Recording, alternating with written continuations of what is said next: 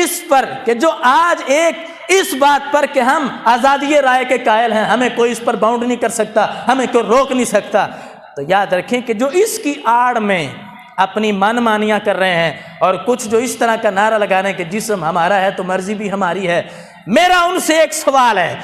وہ کہ جنہوں نے یہ پینافلیکس اٹھائے کہ جسم ہمارا ہے تو مرضی بھی ہماری ہے، یا کچھ وسط کے شیطان ان کی حمایت میں، ان کے اتحاد میں آ گئے، میرا ان سے سوال ہے کہ شریعت کہتی ہے کہ جب انسان دنیا سے چلا جائے تو مرد کو 3 کپڑوں میں کفن دیا جائے گا، لیکن وہیں پر عورت فوت ہوتی ہے تو اسلام کہتا ہے 5 کپڑوں میں کفن دیا جائے گا۔